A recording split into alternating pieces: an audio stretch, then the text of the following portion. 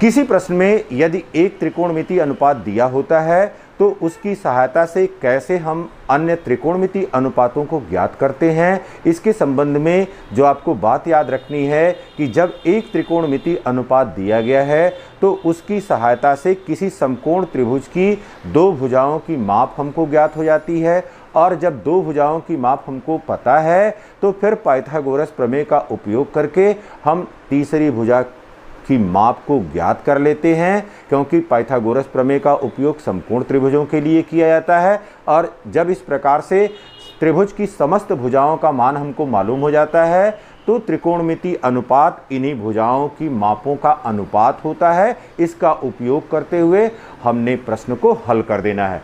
अब यहाँ पर आज के वीडियो में बात हो रही है एक्सरसाइज 8.1 के क्वेश्चन नंबर 9 पर बात करेंगे, जिसमें कह रहा है कि त्रिभुज ABC जिसका कोण B समकोण है, यदि tan A बराबर 1/√3 हो तो निम्नलिखित का मान ज्ञात कीजिए। अब देखिए बेटा, जैसे ही प्रश्न हमने देखा तो प्रश्न देखने के पश्चात अब एक समकोण त्रिभुज हमने बना लेना है, और समकोण त्रिभुज को नाम किस प्रकार से देना है इसका हमको ध्यान रखना है। यहाँ पर एक समकोण त्रिभुज बना लीजिए, और समकोण त्रिभुज बनाने के पश्चात कह रहा है कि कोण B यहाँ पर समकोण है, तो इस बात का हमको ध्यान रखना है। अब यहाँ पर हमने B लिख दिया और यह समकोण है। अब यहाँ पर जो अन्य शीर्ष हैं उसको कहीं से भी आप लिख सकते हैं। यहाँ पर tan A दे रहा है तो रेफरेंस एंगल A है, यहाँ पर ये हो गया C। इस एंगल पर बात हो रही है, क्योंकि एडजेसेंट एंगल जो होगा या संलग्न जो कोण होगा वही संलग्न कोण क्या निर्धारित करता है, संलग्न कोण यहाँ पर निर्धारित करता है कि आधार क्या होगा। इसके बाद लंब हो जाता है और 90 अंश के ठीक सामने की भुजा कर्ण हो जाती है। तो यहाँ पर क्या दिया गया है, यहाँ पर दिया है tan A बराबर 1/√3 के। अब आप जानते हैं कि tan A या tan थीटा यह किसके बराबर होता है, यह बराबर होता है लंब बटे आधार के, ठीक, परपेंडिकुलर अपान बेस के। तो अब यहाँ पर देखिए परपेंडिकुलर कितना हो गया, परपेंडिकुलर यहाँ पर 1 हो गया, और बेस कितना हो गया, √3 हो गया। तो ये निर्धारित हो गया। अब तीसरी भुजा यहाँ पर अज्ञात है, उस तीसरी भुजा को सबसे पहले ज्ञात करेंगे। तो यहाँ पर त्रिभुज ABC में अब यहाँ पर AC का वर्ग यह बराबर हो गया AB का वर्ग प्लस BC का वर्ग। अब देखिए बेटा, AB का वर्ग किसके बराबर है, ये है √3 का स्क्वायर प्लस यहाँ पर 1 का स्क्वायर। अब √3 का वर्ग करेंगे, ये कितना हो जाएगा 3, प्लस यहाँ पर ये हो गया 1 का स्क्वायर 1, तो यहाँ पर यह 3 और 1 जोड़ा तो कितना आ गया 4, तो AC स्क्वायर यह बराबर आ गया 4 के। अब इसलिए AC यह बराबर हो जाएगा √4 के, और यह बराबर किसके हो जाएगा 2 के। तो AC का मान हमको मिल गया यहाँ पर 2 के बराबर। अब देखिए यहाँ पर sin A cos C फिर cos A sin C, तो इनका मान पहले हमको निकाल लेना है, और इनका मान जब निकाल लेंगे तब जाकर के हम ज्ञात कर पाएंगे कि क्या मान होगा। तो सबसे पहले देखिए यहाँ पर sin A और sin A बराबर क्या होता है, sin A यह बराबर होता है लंब बटे कर्ण के। अब यहाँ पर लंब कितने के बराबर है, यहाँ पर लंब यह BC के रूप में है, जबकि एडजेसेंट एंगल हम A ले रहे हैं, तो ये BC हो गया, और कर्ण यहाँ पर क्या हो गया AC हो गया। अब BC का मान कितने के बराबर है, BC का मान यहाँ पर 1 के बराबर है, और फिर कर्ण यहाँ पर कितने के बराबर है AC, यह 2 के बराबर है। तो हमको मिल गया sin A यह बराबर हो गया 1/2 के। ये बात निकल करके आई। फिर देखिए बेटा, cos A निकालना है, cos A यहीं पर निकाल लिया जाए, ये हो गया cos A बराबर हो जाएगा आधार बटे कर्ण, आधार बटे कर्ण या बेस अपान हाइपोटेनस। तो अब यहाँ पर बेस कितना दिया गया है इस चित्र में देखिए, यहाँ पर बेस ए बी यह √3 के बराबर दिया गया है। फिर यहाँ पर कर्ण कितना दिया गया है, यह 2 दिया गया है। तो हमको मिल गया कॉस ए यह बराबर हो गया √3/2 के। अगली बात हमको मालूम हो गई। अब देखिए साइन ए निकालना था, कॉस ए निकालना था, फिर कॉस सी निकालना है, साइन सी निकालना है। तो अब यहाँ पर साइन सी निकाल लेते हैं। यहाँ पर साइन सी यह बराबर, अब देखिए रिफरेंस एंगल यहाँ पर आ गया, ठीक है, या एडजेसेंट एंगल यहाँ पर आ गया। तो साइन सी बराबर हो गया, फिर यहाँ पर लंब बटे कर्ण। अब यहाँ पर लंब क्या हो जाएगा, यहाँ पर लंब हो जाएगा ए बी के, ठीक, ए बी यह लंब हो जाएगा और यह आधार में हो जाएगा।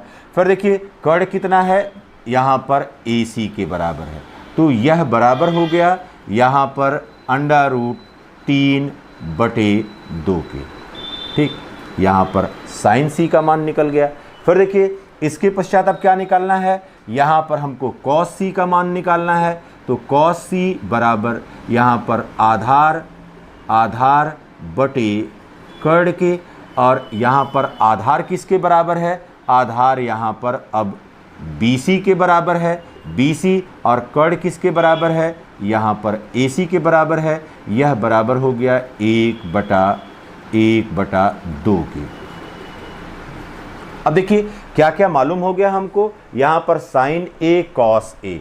तो अब इसको कहीं पर लिख लेते हैं। साइन ए बराबर यहाँ पर मिल गया हमको 1/2 के।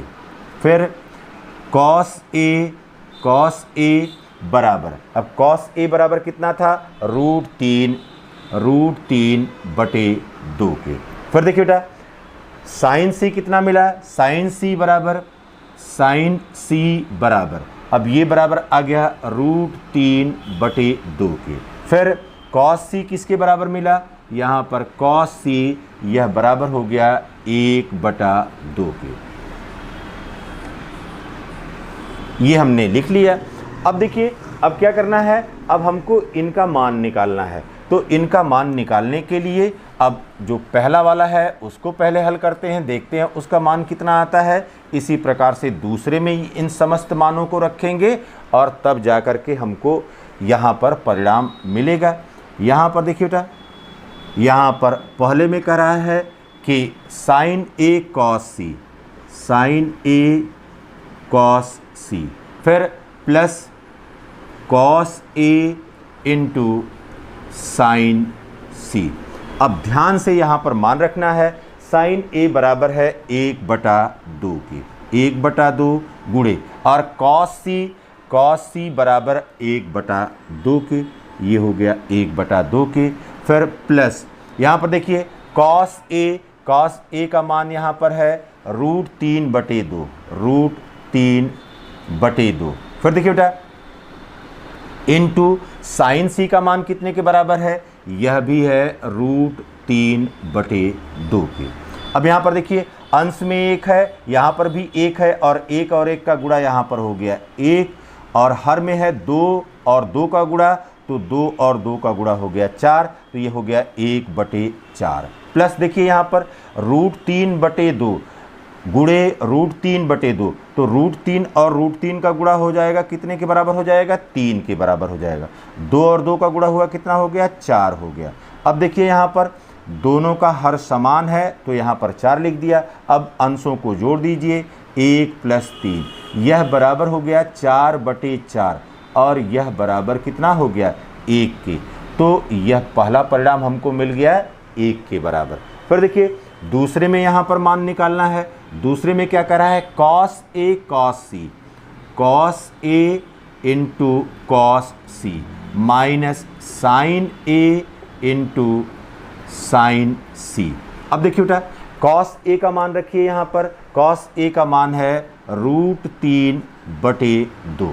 फिर कॉस c का मान कितने के बराबर है, इंटू 1/2, फिर माइनस साइन a का मान कितना है, 1/2, 1/2 इंटू साइन c का मान कितना है, √3/2 के।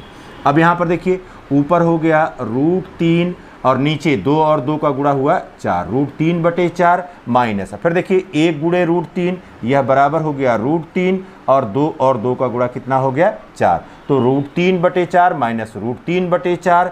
यहाँ पर अब फिर देख रहे हैं कि यह हर जो है 4 है और √3 माइनस √3 और यह बराबर हो गया 0 के। तो यहाँ पर परिणाम हमको 1 के बराबर मिला और यहाँ पर परिणाम हमको 0 के बराबर मिला।